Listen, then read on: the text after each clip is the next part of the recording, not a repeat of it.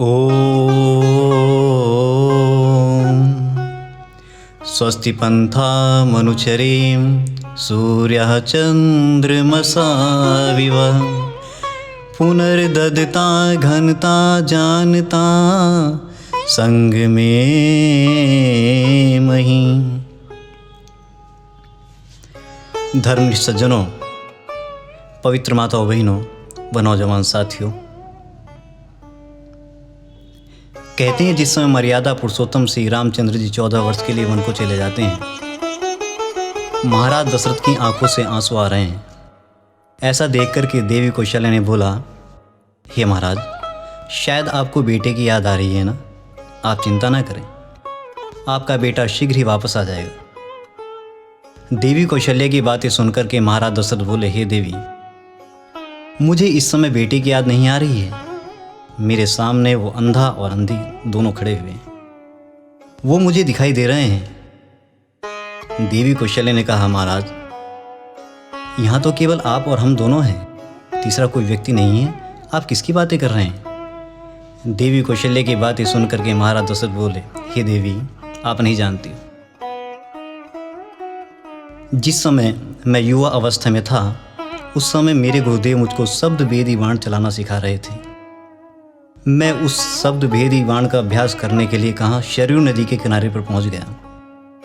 जैसे ही शरयू के किनारे पर पहुंचा, वहाँ जल में कुछ आवाज़ मुझे सुनाई दी। मैंने उस आवाज़ का एक लक्ष्य बना करके अपने बाण को छोड़ा। जैसे ही मैंने वो बाण छोड़ा, वो नौजवान की छाती में जा लगा।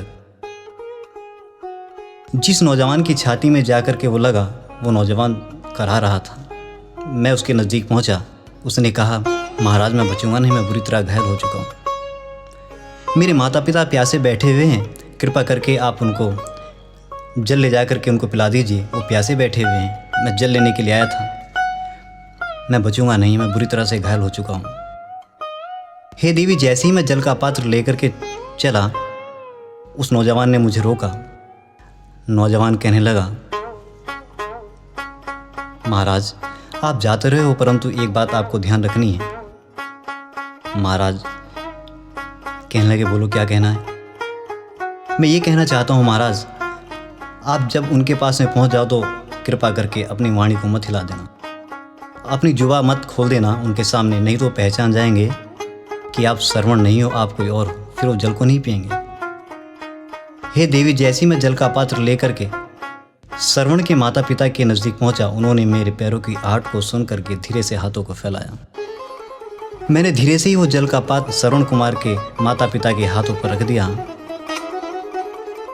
देवी, वो दोनों बोले, बेटा, क्या आपको कोई कष्ट हुआ?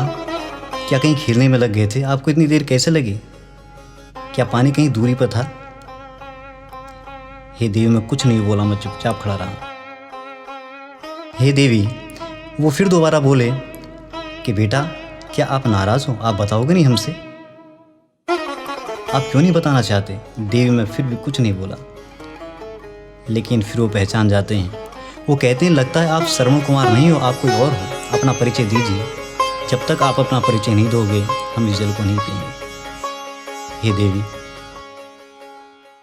मेरे दिमाग में एक बात आई कि हे दशरथ, एक पाप तो पीछे कमा करके आ रहा है, और यदि जल को इन्होंने भी नहीं पिया तो ये भी वाणी के द्वारा मुझे ऐसे शब्द बोल जाएंगे जिससे वो कर्म फल हो सकता है कि मुझे भरना पड़ जाए। हे देवी, मैंने उनके समक्ष में अपना परिचय देने का प्रयास किया। मैं बोला कि मैं श्रवण कुमार नहीं हूँ, मैं अभागा दशरथ हूँ। मेरे हाथ से आपका बेटा घायल हो चुका है, वो बचेगा नहीं, कृपा करके आप जल को पी लीजिए। हे देवी, जैसे ही मैंने उनको अपना परिचय दिया और श्रवण कुमार के विषय में बताया, फूट फूट करके रोने लगे और कहने लगे, हे महाराज, हमारे बेटे को मार करके आपने ठीक नहीं किया है, हम इस जल को नहीं पिएंगे, लेकिन याद रखना, हम तो इस संसार को छोड़ करके जा रहे हैं, परंतु आपको एक दिन हमारी बात याद आएगी। जिस प्रकार से आज हम अपने बेटे के वियोग में इस संसार को छोड़ करके जा रहे हैं, एक दिन आप भी अपने बेटे को छोड़ करके इसी प्रकार से संसार से जाओगे।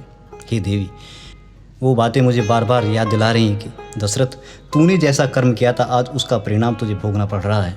इसीलिए प्यारे साथियों, मैं निवेदन कर देना चाहता हूँ व्यक्ति जैसा कर्म करता है परमपिता परमात्मा उसको वैसा ही फल देता है। विद्वानों ने कहा है कि जिस प्रकार से 1000 गवों के बीच में बछड़ा अपने माँ के स्तनों में जाकर के मुंह लगाता है, ठीक इसी प्रकार से किए हुए कर्म का फल समय आने पर व्यक्ति को वहीं पर जकड़ लेता है, बच नहीं पाता है। इसलिए हमें कर्म करना चाहिए विचार करके। कहा जाता है अवश्य में भोक्तव्यम कृतम कर्म शुभाशुभम। व्यक्ति के किए हुए कर्म का फल परमात्मा देता है। मैं निवेदन कर देना चाहता हूँ कि हमें विचार करके सोच करके कार्य करना चाहिए अपने जीवन में। अपने जीवन को सफल बनाना चाहिए। मानव का जीवन मिला है तो उसको सार्थक बनाना चाहिए। इन्हीं शब्दों के साथ अपनी वाणी को विराम देना चाहता हूँ। ओम इति शम।